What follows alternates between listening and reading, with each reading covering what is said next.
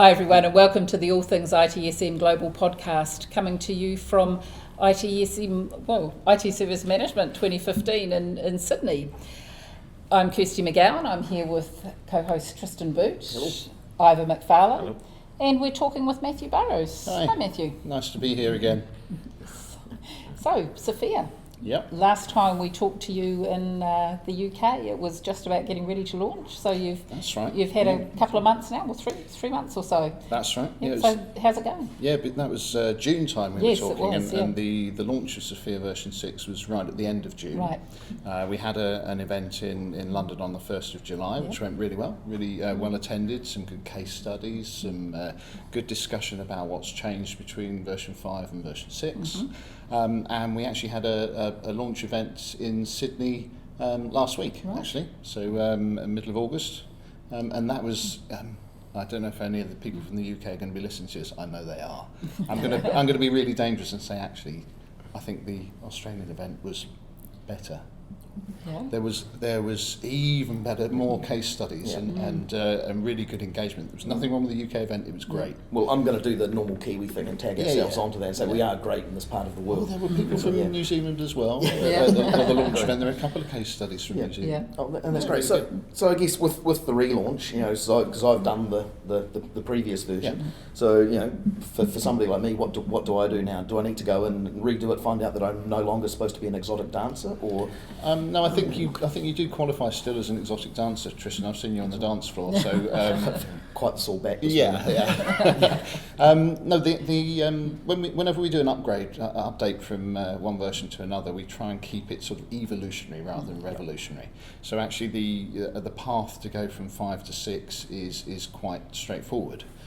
Because we've kept all of the existing skills that are in there, but there have been a few tweaks, so there are a few more skills. There's a bit of consolidation. So it does need a bit of thought, but it's relatively straightforward. I do have some people that have decided to stay on version 5 because they're right in the middle of writing a set of role profiles, and they're going to delay their adoption of version 6 by a few weeks because it made sense for them. Yeah. But no, you can still use your V5 thing, and it will be perfectly good. V6 just adds some more stuff to it because there's some additional skills that are really relevant. Probably more than your exotic dancing ones. Yeah, no, it's not going to be a career, obviously. No. Yeah, I saw you on the dance floor last night, Tristan. It's not a career. Yeah, I mean, I'm not so familiar with Sofia. Yeah. Is Sofia spreading and being picked up around the world more and more? Because I hear the name more and more often nowadays. So how is that worldwide take-up going on? Yeah, I often described it as the industry's best kept secret because we don't throw lots of marketing money at it. There are a lot of those. Yeah, there are, and there are also a lot of 3 and 4 letter acronyms. And I guess actually today we haven't said what Sofia stands for. So Sofia is Skills Framework for the Information Age, and so the take-up. When we did version 5, which was released at the end of 2011, there were over 100 countries that were using Sofia in one way or another. We did a quick audit just before we launched version 6, and it's just up to about 200. It's something like 197 countries. So, but that can be varied use. Some of those countries, the governments have adopted it and standardised on it. Lots of government departments. Others, it's more corporates and lots of individual users. So we can't always tell exactly how people are using it because people just download it and use it. Yeah. But we can tell where they download it from. Yeah, so just for people who are out there listening and really don't know what you're talking about, where do you see Sofia fitting in the landscape of Vital, Cobit, everything else? Where does it fit in that jigsaw puzzle? So actually, if you look in the ITIL books from 2007 edition to 2011 edition, it directly references Sofia. Right. So each of the 5 books, as you probably know, you're involved in some of the writing of it, but each of the 5 books has an organising section, and in that it says, here are some roles that you would expect within the processes in ITIL, and here's a bullet point list of expected responsibilities for their roles. If you want to define the skills and the level of skill required for somebody to do that role, go look at Sofia. Yep. So that's what ITIL says. Cobit says pretty much the same thing. Right. So they both directly reference Sofia. But Sofia is quite easy. It's actually just a set of descriptions. Really, it's a common language, and that's why it's so flexible. So it can be used with any of those frameworks without any problem. So where did Safir come from in the first place? Yeah, well, it did originally come from a group of sort of companies and government people in the UK who just got together because they had, a bit like Aight really, a bit like most of these frameworks and best practices, people suddenly realise that there's a body of knowledge starting to grow that says, maybe this is a good way of doing things, maybe this would be useful and helpful if we shared it with people. And they put together Safir, and it's been through several versions, and it just gets updated through open consultation. So when was it first launched? Well, it was even before it was called Safir. In the 90s, in the early 90s, and they actually started creating what became Safir just around 2000, around the year 2000. So I think version 1 was about 2000, then it was 2003 was the next version, and so on. So there've been a number of versions, and we're at version 6. Okay. So I guess, obviously, for the purpose, again, the people who we've talked about what it is a little bit, but, if somebody's coming along and actually wants, to find out more or do, to actually go and do this, what do they have to do? Is it, take a blood sample, send it through? I mean, the simplest and most common use of Safir from an individual point of view is to actually baseline what the current skills are. So either you can do that manually, you can go to the Safir website, anyone can go to the Safir-online.org website, download Safir, and as an individual you can use it free of charge on a free license, and as a corporate user, if you're using it internally, it's free as well. So an individual could just download it and use it to update their CV, and particularly relevant in countries like Australia, where actually a lot of jobs are advertised using Safir. So if you use the same language, and I've seen people in their CV or their resume actually listing the Safir skills that they have, that makes it much easier for people's CVs to be matched with an opportunity. Right. You could use some of the self-assessment tools. There are a number of Safir partners that have self-assessment tools and validated assessments and all sorts of options.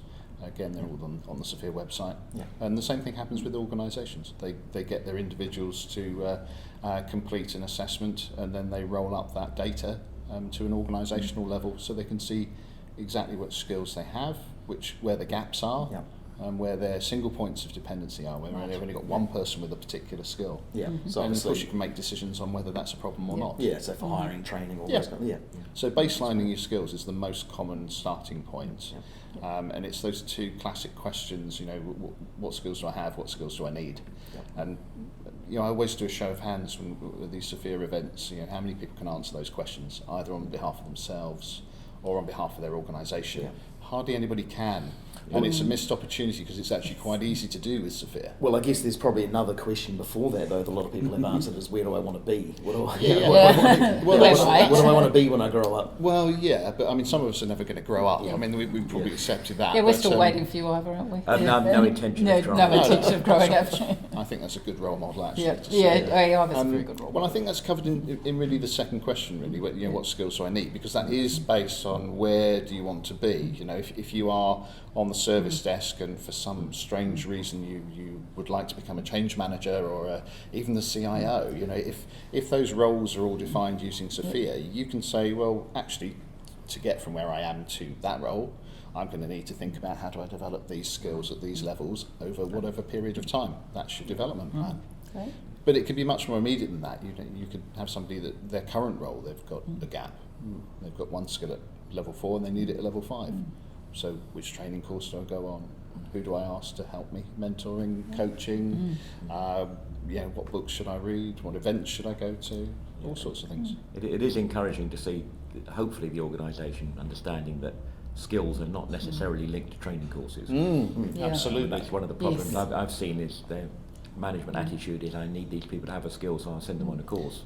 When there are often actually much cheaper ways of getting that skill into people. And I'm always making the point with training. I mean, most training courses, and I think if anybody goes in with the expectation you go into the training room and you come out with a skill, that's wrong. You come out armed with a set of knowledge that you then have to apply in order to develop your skill. So as long as we appropriately position any mapping between training courses and Safir in that way, you always see that gap as well. People go and they'll do that training and then they go back and don't use it. And that's it, and they don't use it, or they get dragged off onto something else for a few months, and then a few months later, now you need to use it. That's right. I can't remember that anymore. Yeah, and I've seen that from the other side as a trainer. You're trying to get them to develop and understand, and they've turned up expecting a magic solution, and they're going to walk out an expert, and that's very frustrating from the training perspective as well as the receiver. Yeah. So there's a lot more mapping going on. I've been talking to a lot of companies who are looking to have that mapping done so they can make it really crystal clear, set people's expectations on a training course that actually will provide knowledge that will help you if you're trying to develop that skill, but not those ones, which is fine. It's all good for helping people make a good decision. It is good. And it's not just about training. You can match mentors and mentees. Yeah, all good. absolutely. Yeah, it's still a neglected skill. Yeah. Well, thanks, Matthew. I've actually learned quite a lot more about Sofia during this discussion than I actually had worked out before. So it's been a great talking to you again. No problem. And, nice to talk to you all again. Yes. Thank you. Thanks a lot.